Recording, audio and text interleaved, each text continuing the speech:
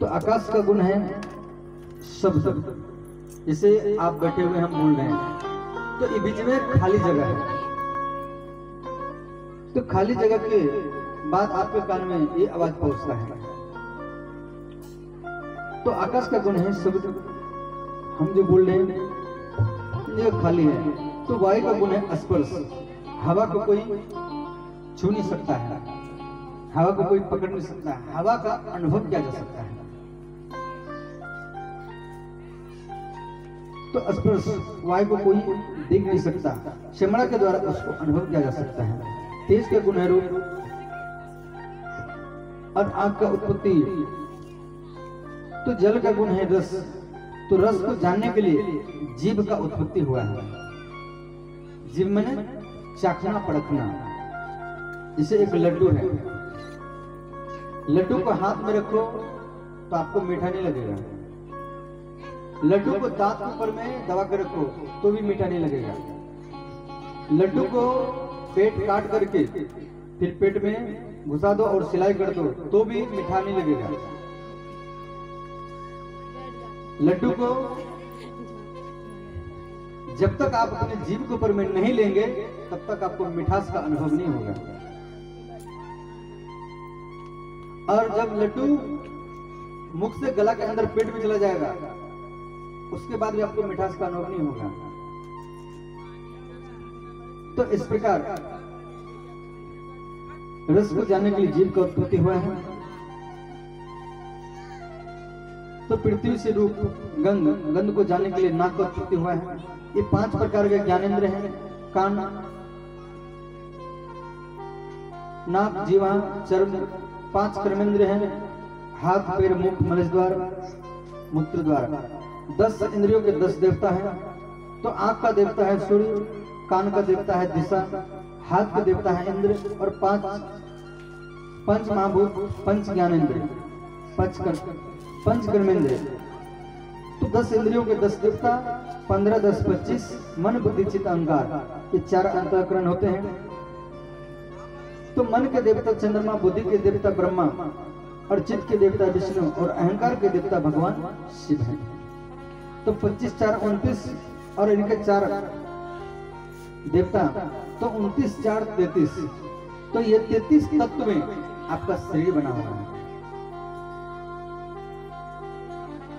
तो भगवान कपिल इस प्रकार सांख्य योग सुना करके चले गए और उस स्थान का नाम पड़ा गंगा सागर। बोले गंगा सागर धाम की जय, कपिल भगवान की जय, विभूति माता की जय।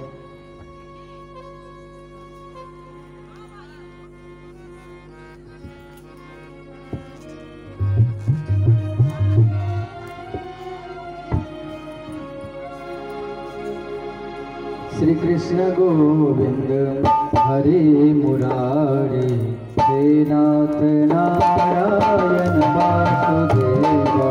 श्री कृष्ण गोविंद हरे मुरारी, हे नाथ नारायण वासुदेवा। हे नाथ नारायण वासुदेवा, हे नाथ नारायण श्री कृष्ण गोविंद हरे मुरारी, हे नाथ नारायण वासुदेवा।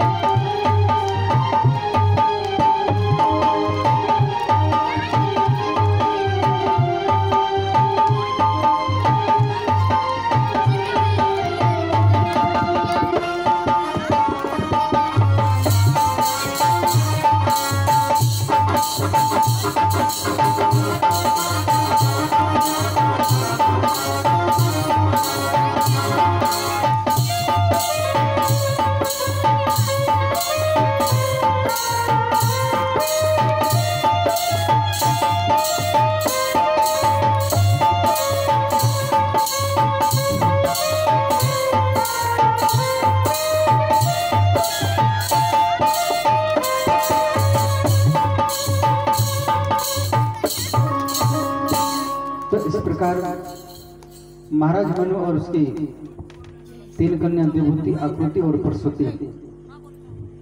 तो देवहूति का विवाह कर्दम जी के साथ में हुआ और ये कथा हम आपको कल सुना चुके हैं। आकृति का विवाह प्रजापति के साथ हुआ था और उनके पुत्र हुए यज्ञ नारायण भगवान और यज्ञ की 2 पत्नियां दीक्षा और दक्षिणा।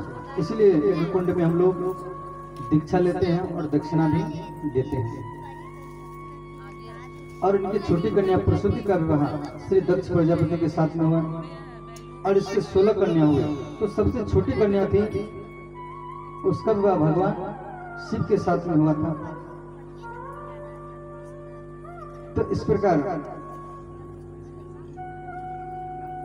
तो अग्नि की पत्नी का नाम है स्वाहा।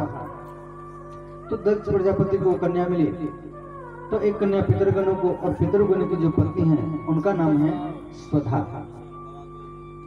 तो हम लोग यज्ञ कुंड में स्वाहा स्वाहा बोल करके यज्ञ करते हैं, हवन करते हैं। और जिसे कोई व्यक्ति मर गया तो उसका श्राद्ध होता है, तो उसमें जो आहुति पड़ता है तो उसमें स्वधा स्वधा कह करके ही आहुति पड़ता है। जब स्वधा नहीं बोलेंगे तो आप जब भोजन दे रहे हैं तो आपके पितरगणों को भोजन मिलने वाला नहीं है जब तक आप स्वधा नहीं बोलेंगे। और हवन कुंड में जब तक आप स्वाहा नहीं बोलेंगे तो जो भी हवन सामग्री अर्थात भगवान को भोजन करा रहे हैं तो भोजन को भगवान स्वीकार नहीं करेंगे। इसीलिए आपको हवन कुंड में, यज्ञ कुंड में स्वाहा बोलना ही पड़ेगा। तो इस प्रकार हम लोग चावल का पिंड बना करके यज्ञ करते हैं।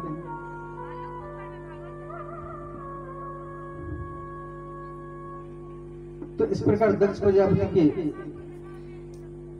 13 कन्या के साथ इसने पुष्टि, जिस धर्म के पत्नी पुष्टि के गर्भ से भगवान नर नारायण का अवतार हुआ।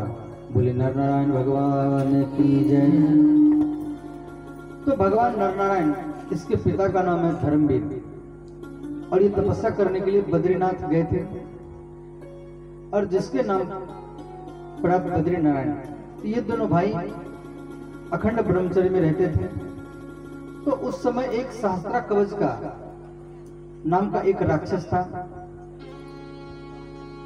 और ये छाती में 1000 कवच इनके छाती में था।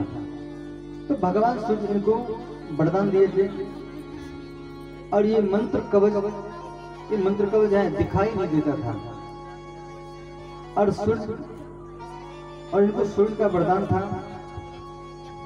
तो 1000 वर्ष तक इसके साथ में युद्ध करेगा तो वही एक कवच को तोड़ सकता है और जो तोड़ देगा तो तोड़ने वाला वो मर जाएगा।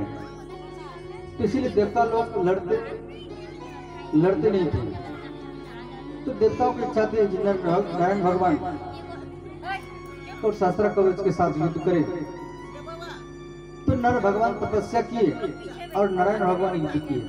तो एक कवच को तोड़ दिया तो नारायण भगवान का मृत्यु हुआ। तो फिर नारायण भगवान तपस्या किए, ऐसे एक तपस्या करते थे एक लड़ते थे। तो इस प्रकार दोनों भाई तपस्या किए तो दोनों मिलकर के 999 कवच को तोड़ दिए। तो एक कवच रह गया तो राक्षस भयभीत होकर के भाग गया और सूर्य भगवान उनके अंदर प्रवेश किया। तो सतयुग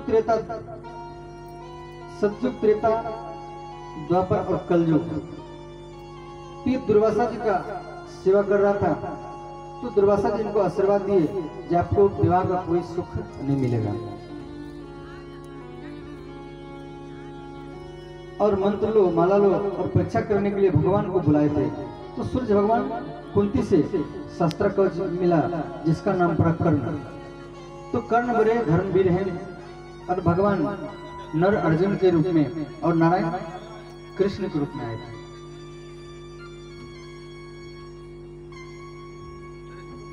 तो उसके शरीर से जो कवच था शास्त्र कवच श्री नर भगवान जिसको आप बोलते हैं बद्री नारायण। तो इनकी तपस्या को भंग करने के लिए इंद्र ने 16,000 अप्सराओं को भेजा। तो भगवान नारायण अपनी जांग को रगड़ करके एक अप्सरा को प्रकट किए। तो इनके नाम है उर्वशी। तो उर्व में जांग, तो नारायण भगवान जांग से उर्वशी को जन्म दिए। तो ये 16,000 अप्सराएं देख करके आश्चर्य हो गई, जी इतना सुंदर स्त्री हमको कभी नहीं देखा पहले, और इनके सामने हम तो कुछ भी नहीं है। और उनके तपस्या को तोड़ने के लिए तो अंतिम में भगवान नारायण उर्वशी को इंद्र को दिए और उर्वशी को कहा ले जा, इस स्वर्ग में शोभा बढ़ाएगा। तो इस प्रकार तो 16,000 अप्सराएं जो थी भगवान को प्रार्थना किए, भगवान आप हमको स्वीकार कीजिए। तो भगवान बोले मैं आपका ये मनोरथ द्वापर युग में पूर्ण करूंगा। तो वही 16,000 अप्सराएं द्वापर युग में भगवान श्री कृष्ण के 16,100